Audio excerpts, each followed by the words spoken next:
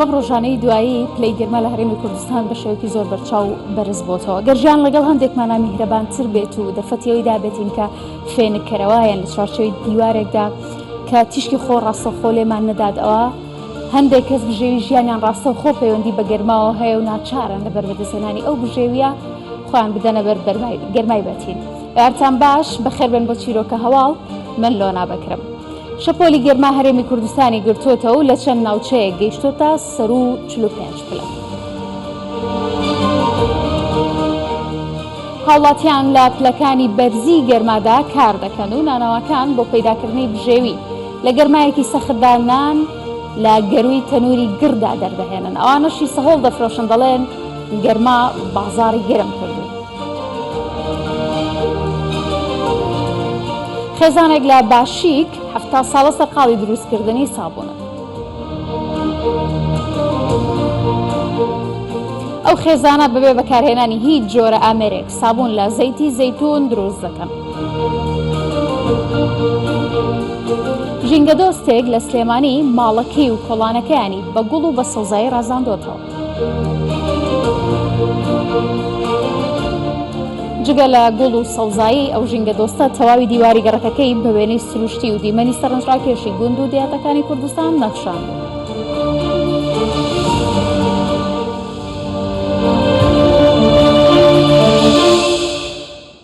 دەوترێت نان لە قورگی شێردا دەردەهێنێت. ئەمە دەربڕینێکی کوردیە بۆ کەسانە بەکاردێت کە بژێویان بە زەحمەت پەیدا دەکەن.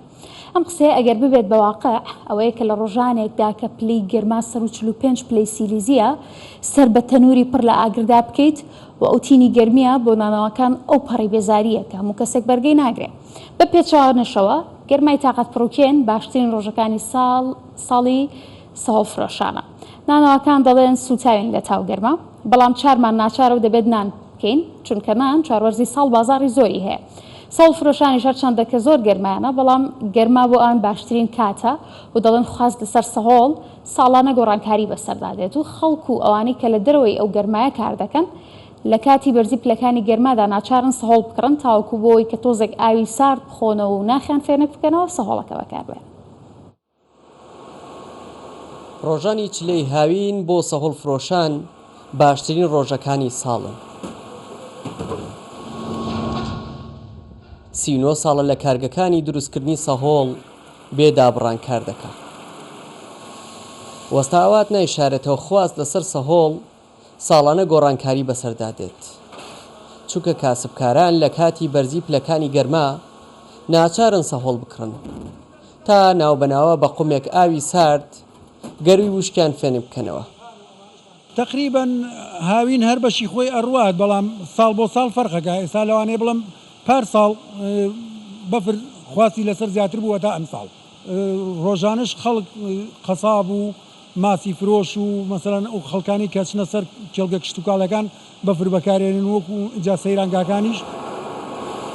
سەهۆڵ بەجێ دێڵین و دەچینە لای نانەوەکان. پلەکانی گەرما هەتا بڵێ بەرزە و کەسی ئاسایی توانای مانەوەی بۆ ماوەی چەند دەقیقەیەک نییە. جمعەی خاوەنکار لەگەڵ هاوپیشەکانی گەرما بێزاری کردو بەڵام چارە ناچارە و دەڵێن دەبێت نەوەستین و کار بکەین. خەڵک لە دەرەوە چەندێ ناڕەحەت بێت ئێمە دووەونە لێرە ناڕەحەتەبین بە بۆنەوەی ئەو تەنورە گڕێکی زۆری هەیە گەرمایەکی زۆری هەیە مستەمر و شەوێژ گڕەکەی هەرەمێنێتەوە کە تۆ سەری داپۆشیت ئەو گڕێمێنێتەوە بۆ بەیانی ناو دوکان گەرمە بێت هەرچەند ساحیبەوە چێش پێکەین ئیسفادەی نییە. تینی گەرما تا دێت زیاتر کار دەکاتە سەر و سیمای هاوڵاتیان. ئیدی هەندێک لە تاو گەرماکە هەر لە ماڵەکەی نایەتە دەرەوە ئەوانشی دێنە دەرەوە لە ناچاریە بۆ ئەوەی کار و کەسابەتیان ڕانەوەستێ. بەرزبوونەوەی پلەکانی گەرما هاوکاتە لەگەڵ زۆربوونی خواستی هاوڵاتیانی هەرێمی کوردستان لەسەر کارەبا کە تاکە ئەمرازی خۆفێنکردنەوەیە. پزیشکانیش ڕێنمایی هاوڵاتیان دەکەن خۆیان بپارێزن لە گەرما بەو پێی بە مەترسی دەزانن لەسەر تەندروستیان. بەڵام خەمینان و بژێوی ڕۆژانەی بەشێک لە کاسبکاران وای کردووە گوێ بە گەرمای هاوین نەدەن و وەک ڕۆژانی ئاسایی کار بکەن. دیار جەمال کوردستان 24 شارۆچکەی عربەت. لە هەولێر چلەی ماتەمینی بۆ نووسەر وەرگێر عەزیز گەردی بەڕێوە چوو. مەراسیمەکە لە لان دامەزراوەی کەریمی عەلەکە ڕێکخرا بوو. نووسەر وەرگێڕی ناوداری کورد مامۆستا عەزیز گەردی لە 6 حوزەیران لە تەمەنی 75 ساڵیدا کۆچی دوایی کرد و لە دوای خۆشی خەرمانێک لە ئەدەب و بابەتی وەرگێڕاوی بەجێهێشت. ئازەر فاروق پامنێری کوردستان 24 لە مەراسیمی چلەی ماتەمینی عەزیز گەردی زانیاری زیاتر دەخاتەوە. ئەمڕۆ چ ڕۆژ تێپەر دەبێ بەسەر کۆچی دوای عەزیزگەردی نووسەر و وەرگێڕی کورد. دیارە عەزیزگەردی تا کۆتایی تەمەنی بەخشی بە نووسین و وەرگێڕان بۆ دەوڵەمەندکردنی زمانی کوردی و کتێبخانەکانی کوردی زیاتر لە 200 کتێبی بە چاپ گەیاندووە. تا کۆتایی تەمەنیش تا ئەو کاتەی مرد زیاتر لە 60 کتێب 50 بۆ 60 کتێبی هەیە تاوەکو ئێستا بە چاپ نەگەێنراوە. ئەمە یەکێکە لەو کتێبانەی کە دوای مردنی بە چاپ گەێنراوە. من دەچم بۆ قسەکردنی زیاتر دەچمە لای مامۆستا کورد و عەبدوڵڵا مامۆستا کورد و بێت ئێرە تۆ وەکو برای عەزیزگەردی ئەمڕۆ چلەی ماتەمینی بوو لە مەراسیمەکەدایەوە چوو تارێکتان هەیە لەگەڵەوەشدا عەزیزگەردی کتێبخانێکی گەورەی هەبوو ئێوە بەتەمان لە دوای ئەو چی دەکەن؟ وڵا بەرز بە چلەی ماتەمینیەکە زۆر سوپاسی دەستگای دامەزراوەی کەریمی عەلەکە دەکەینکەوە ئەو پێهەستا بە هەموو مەسرەف و ئەوەی لە قەولە هەر قەبرەکەشی ئەوان دەستکاری بکەن و ئەوان تەسمیمەکی وا ڕێک و پێک دروستکەن کەوا لەوی بوەشێتەوە ئەوە بی دووەمیش بەنسبەت مەکتەبەکەی مەکتەبەکی زۆر زۆر گەورەی هەیە هەتا ئێستا نازان عەدەدی چەندە کتابەکان بەڵام وشی گوتی کتابەکانی خۆی لەوانەیە نزیکەی 200 کتابەک دەبی بێزگەلەوەی دەستنووسیشی هەیە لە ناو کۆمپیوتەری لەوانە ئەوش 50-60 ببی ئینشاڵڵا ئەویش ئەگەر ڕۆژێک دادێکەوە ئەویش بەچاپ بگەینین و ئەگەر لایەنە ئەگەر کەسە یارمەتیمان بدا لۆ ئەوەی مەکتەبەکەشی هەروشی خۆی ببینێتەوە ببتە مۆزەخانەیەکەوە خەرک بێ سەردانی بکە چونکە بە بەتەنی برێ و نەری پێمان ناکرێوانە دەبی لایەنەک یان کەسێکی وا یارمەتیمان بداکەوە کتاب مەکتەبەکەی بپارێزری و هەر لە جێی خۆی ببینێتەوە چی کەلتورەشی لێ بێدەک خانیەکەی و ئەشیای خۆی و هەموو لە جێی خۆی وا ئێستا مایتەوە. تا کوردۆ عەزیزگەردی زۆر گۆشەگیر بوو یعنی لە میدیا دەرناکەوت هۆکارەکەی چی بوو بۆ چی وا بوو؟ بەخوا دەزانی چیە نازانم ئاگاداری ژیانیوی یان ناوەنیا دەبینی خاصن لە جامیعەی لەولا هەبوو ئازیەتی دەدا هەبوو تەشقەرەی پێ دەکرد هەبوو ناو ناتۆرەی ئەو نووسی بووم بەڵام نەمخیندەوە تازە لێرە ناو ناتۆرە ناشرینی پێوە دەناو جلۆی وازی لە هەموو شتێکی هینابوو هەر نەسەردانی کەسی دەویست دەچۆکن کەس دانیشت بوو لە مارە ئیلا خەریکی نووسین و ئەوەی بوو ئەمەشانی ئەمە بۆ هۆکارەوەی کە هاوسەرگیریش نەکە هاوسەرگیریەکە پەیوەندی بەخۆیەوە هەبووە نازانم وڵڵا نانا ئەوە پەیوەندی بەوەی نەبووە بەس پەیوەندی بەخۆیەوە هەبووە نازانم جا لە بەرچ بۆ دیسا ئەگە هینابای ئەوەی پێ نەدەکراوانە لەوانەیە سەعمار و مندار و ئەوە بە ئەو نووسین و ئەو وەرجێڕ ئەوی پێ نەدەکرا ئەو مەجاالەی نەدەبوو تا پرسیارە لێکم پێشەوەی بە تەواوی نەخۆشکەوێ کۆچی دوای بکە کاتەکانی ڕۆژانەی زیاتر بە چیەوە سەرقاڵە بوو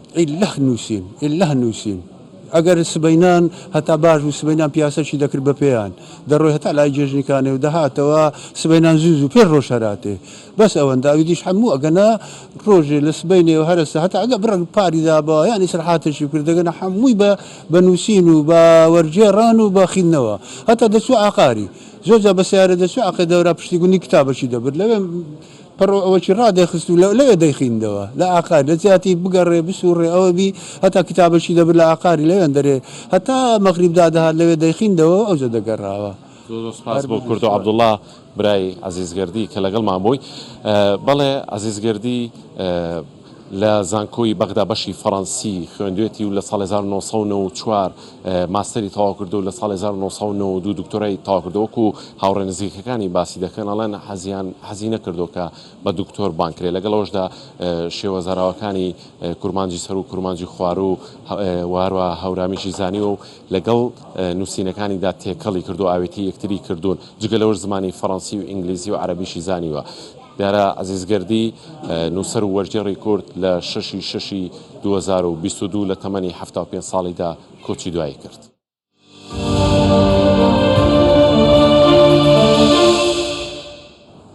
لە دەشتی نینەوە لە ناحەی باشێ هاوڵاتیەک هەیە بە ناوی کەریم کە خاوەنی پیشەیەکی تایبەتمەند بەخۆیەتی کاویش دروستکردنی سابوونە لە زەیتی زەیتون. دیارکەریم لە ناو خێزانێکدا گەورە بۆ کەم خێزانە تەجروبە و ئەزمونێکی 70 ساڵەییان هەیە لەگەڵ دروستکردنی سابووندا، بەڵام جیاوازەکەی ئەمان لەگەڵ خەڵکی ترا کە دەزانین خەڵکی هەیە کە شارەزایی هەیە لە دروستکردنی سابوونە، بەڵام جیاوازەکەی ئەوان ئەوەیە کە بەدەستی خۆیان و بەبێ بەکارهێنانی هیچ ئامێرێک سابوون دروست دەکەن. کەریم دەڵێت دروستکردنی سابوون لە باوکیەوە فێربوو و کاتی کە تەمەنی تەنها 10 ساڵانێک بووە لەو تەمەنەوە لەگەڵ باوکیا سەرقاڵی دروستکردنی سابوونەکان بوون و تاوەکو ئێستاش بەردەوامن لە کارەکەیان و دەشڵێت جاران ئەم جۆرە سابوونانە دەنێرانە دەرەوەی وڵات. کەریم خوددان پێشەیەکە ژباب و کالێن خۆوەرگرتیە و بتریە ژیانە خۆ بۆ دروستکردنا سابوونێن زەیتا زەیتونان تەرخان کردە. الصابون اكتسبناها من آبائنا وأجدادنا. ئەفکارێ سابوونان من ji bab û kalên xwe wergirtiye li ser demê wan zeytûn diçandin paşan embard kirin. Di qonaxa dî de bê amêr bi piyan û destan zeyt drûst kirin got heta niha jî bi vî awayî sabûnan drûst dikin. غرف خاصة. بعدين عملية العصر كانت تكون بالرجل.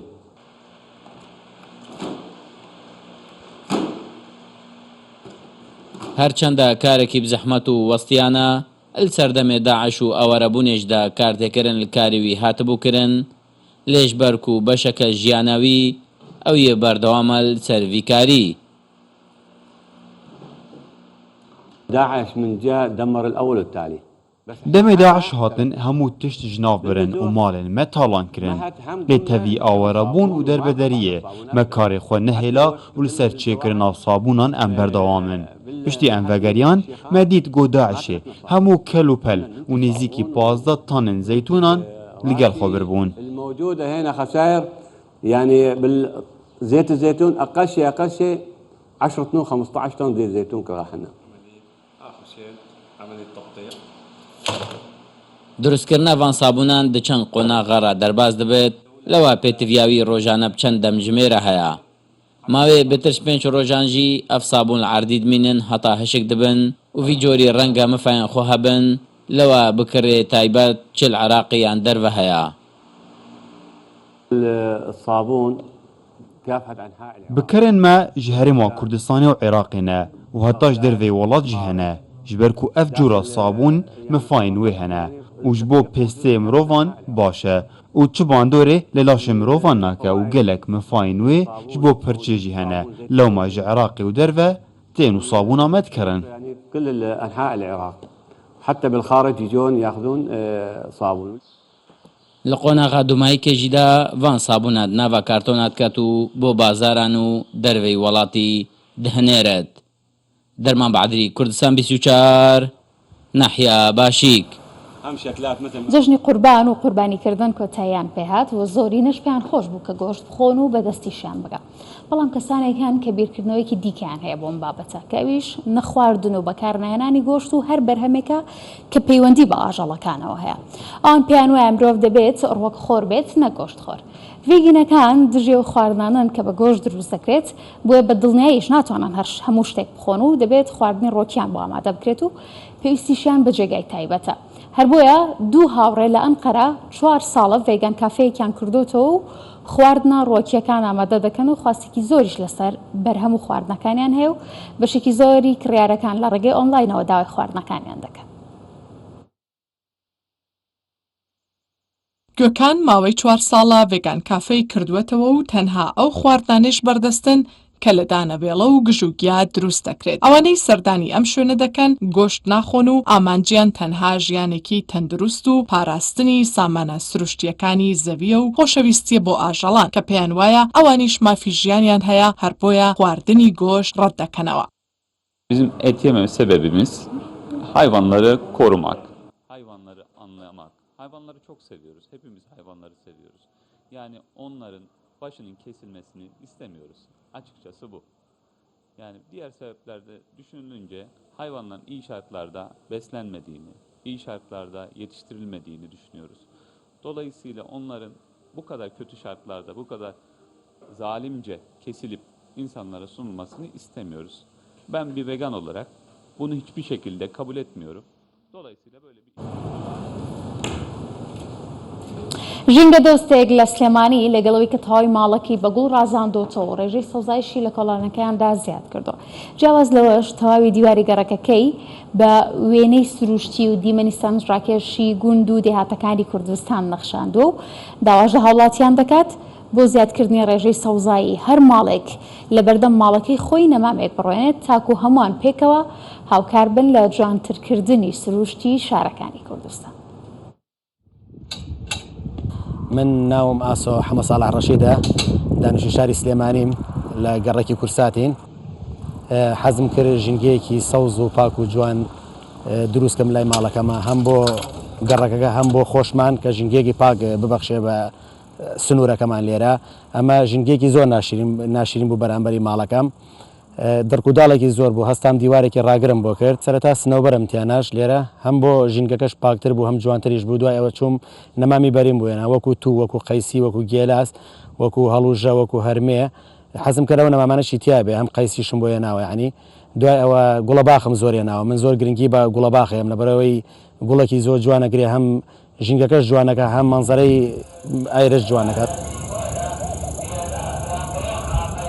من جگە نەمەمەکانیش حەزم کردووە یعنی گرنگی بە لادێ و شتەکانی سەردەمی کۆن بینەوە بۆ حەزم کردووە ئەم دیوارە بەم شێوازە بنەخشێنین چونکە هەم بۆ ڕەونەقی کۆڵانەکە بۆ ئێرە زۆر جوانترە بێت داوا لە هەموو هاوڵاتێک شەکەم ئەگەر هیچ نەبێ هەر لە بەدرگای ماڵەکەشیا بێت دوو نەمان بڕوێنێ هەم لەبەرەوەی ژینگەکەمان جوان بێت لەبەرەوەی من سروشتی کوردستانم زۆر خۆشەوە بۆیە بەردەوام گرنگی پێ ئەدەم.